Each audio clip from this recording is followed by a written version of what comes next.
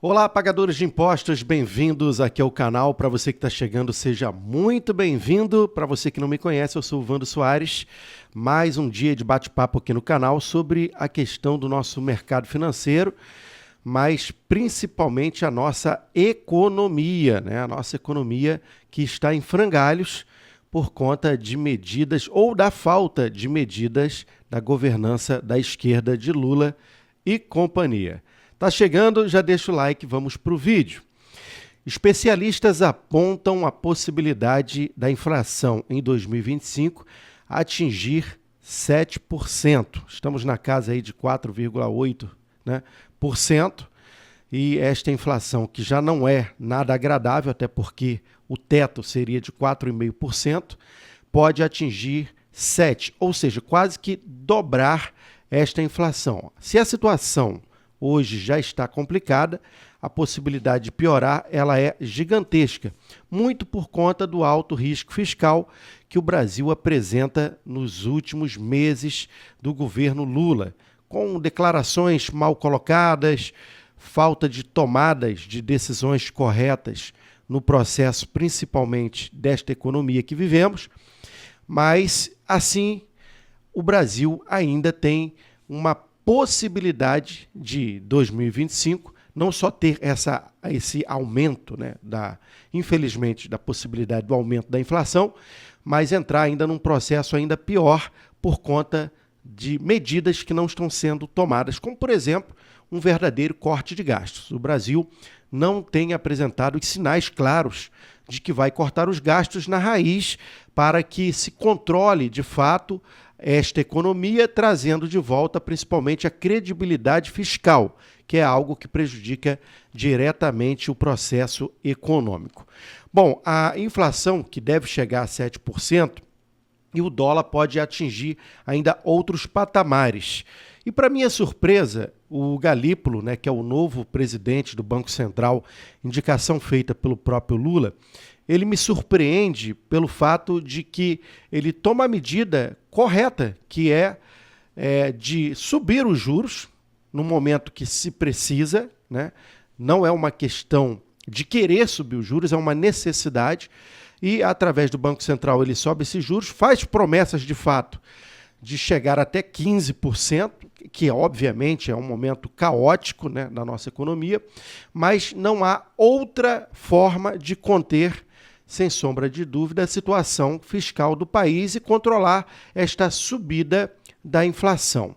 E o Galípolo toma essa decisão, e a gente vê o Lula nos últimos dias com o Haddad, a imprensa militante, colocar a culpa no mercado, apontar especuladores, esquecer de fazer o seu papel, que é, de fato, apresentar um pacote de corte de gastos que faça com que, principalmente, não só os economistas e os investidores nacionais e internacionais creem que o governo tem vontade de melhorar essa situação, porque, afinal de contas, quem colocou o Brasil nesta situação caótica que vivemos hoje na nossa economia foi o próprio governo Lula, com o seu excesso de gastos que não só corrompeu e desvalorizou o nosso real em torno de 21,5% nos últimos 2 anos, mas que causa, sem sombra de dúvida, uma insegurança enorme, principalmente para os investidores que veem a moeda desvalorizar de tal maneira que não dá para acreditar que o governo queira, de fato, sair desse poço sem fundo.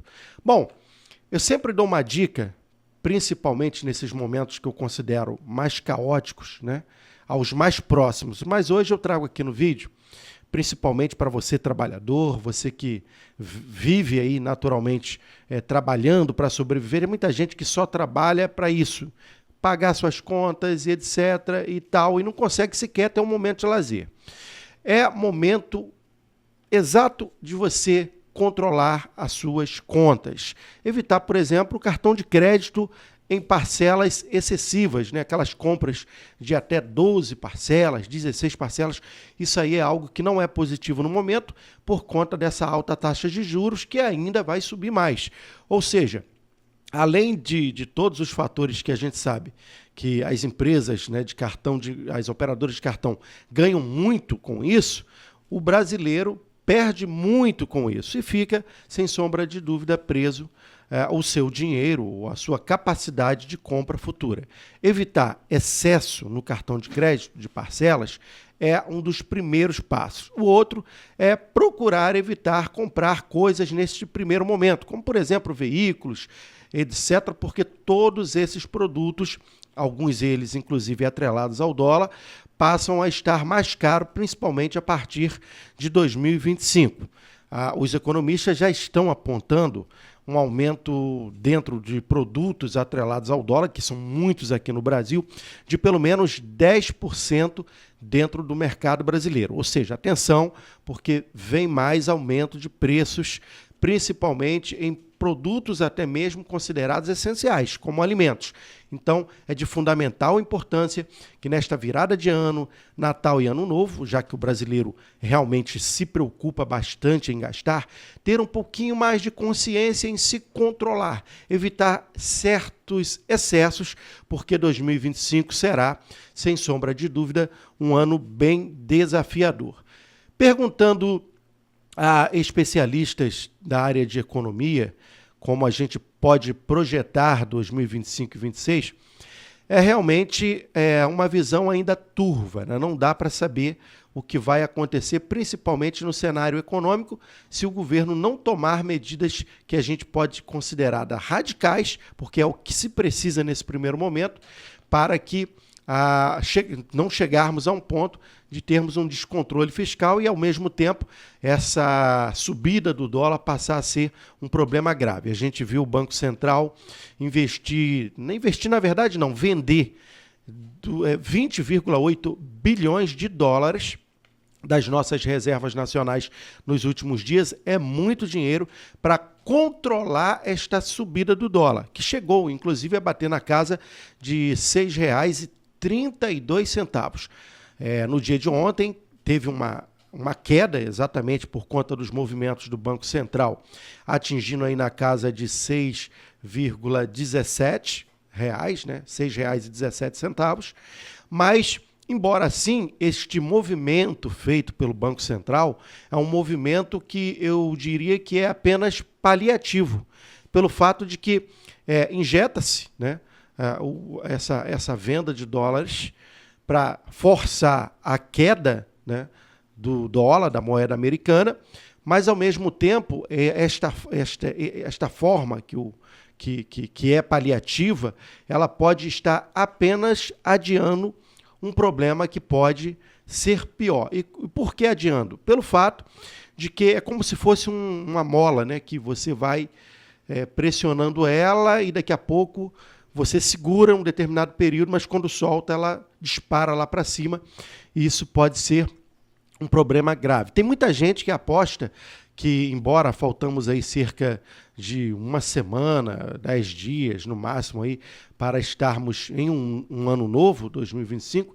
muita gente acha que já no final agora deste ano, 31 de dezembro, já estaremos com o dólar a R$ 7,00, que seria uma catástrofe enorme, porque poderíamos entrar aí numa situação bem caótica já em janeiro, que é um ano desafiador para o trabalhador, por conta do encargo, né, que a gente tem, não só de várias taxas que o governo criou, mas também aquelas contas tradicionais de início do ano, IPTU, IPVA, escola de criança, né? Todo esse pacote que o brasileiro já está acostumado, no entanto, com um grau elevado aí por conta dos juros e por conta também dessa questão que envolve a desvalorização da moeda. Conforme eu disse, o real desvalorizou cerca de 21,5% nos últimos meses. Gente, é muita coisa, é muita desvalorização para uma moeda que já não tem tanto valor internacional respeitado, né? Porque o nosso real vem se desvalorizando muito frente ao dólar, né? E essa subida do dólar, com essa desvalorização já atual, joga, né, sem sombra de dúvida, uma carga de desvalorização ainda maior, chegando a esse ponto de 21,5%. Então, muita atenção por conta disto. Bom, lembrando que a Ibovespa, a Ibov, né, a Ibovespa, que é aí a nossa Bolsa de Valores, a B3, vem caindo, né, bastante aí, as empresas vêm sofrendo muito. Banco do Brasil, por exemplo, que é uma empresa consolidada, embora estatal, né, parte dela estatal, que tem ali capital misto, mas hoje, embora tenha gerado lucro nos últimos anos, ela vem com sua cota caindo de um patamar de 29, né, dentro da Bolsa de Valores, para 24, né, 24,90, 24,80. Teve dias aí de bater 24 e 25 no seu pior dia de queda que tivemos nos últimos dias. Então, para que se resgate, por exemplo, a credibilidade do investidor nacional e internacional, e a gente sabe que muita gente, principalmente no mercado internacional, comprou bastante ações do Banco do Brasil, hoje a gente sabe que este mesmo que comprou recentemente por conta da queda, está muito inseguro em manter. Embora o ativo seja positivo, mas esta incerteza, essa insegurança, principalmente governamental e fiscal que o Brasil apresenta, gera a fuga imensa, gigantesca do capital brasileiro para o exterior e dos investidores estrangeiros tirando dinheiro do Brasil. Então, essa saída, né, do dinheiro aplicado na Bolsa de Valores e no mercado nacional, essa fuga de capitais que já vinha acontecendo, se acelerou muito nos últimos meses, gerando aí, sem sombra de dúvida, um problema gravíssimo para as empresas. Óbvio que nem tudo dura para sempre. Muita gente, principalmente os grandes investidores e donos de empresas importantes que têm aí as suas ações, os seus ativos consolidados e perenes aí, naturalmente estão fazendo recompra dessas ações para que ao longo do prazo, não se sabe ainda quando é que a gente vai sair desse poço, se daqui a 5, 6, 7, 8, 10 anos, vai depender muito da nossa política governamental que vai acontecer em 2026, porque eu não acredito, ou pelo menos, não se sabe, né? Mas será que este governo ainda vai permanecer em 2026 depois de tanta lambança que vem fazendo com a população? Eu, sinceramente, não sei. Mas, se trocar o governo, talvez possa resgatar um pouquinho da credibilidade, embora assim, o governo que assumir em 2026 vai estar, sem sombra de dúvida, pegando um verdadeiro pepino, um problema grave ainda para se resolver. Então, lembre-se, governo saindo em 2026, mesmo quem entrar com o rombo fiscal que o Brasil apresenta, com o endividamento que o Lula criou na nossa economia brasileira, quem assumir em 2026 também vai sofrer bastante para controlar a economia brasileira, tão grave que é a situação. É um buraco tão fundo que foi cavado pela esquerda de Lula que realmente ficamos aí sem saber o que fazer. Tudo aquilo que se imaginava que a gente não chegava a acontecer, já que o Brasil, embora seja um desses países ainda considerado emergente, é um país que tem riquezas naturais, exporta muito produto, tem a sua força muito grande também dentro do agronegócio, né? E que sem sombra de dúvida, um dos responsáveis pela manutenção do nosso PIB, responsáveis pela riqueza nacional, mas na sua maior parcela,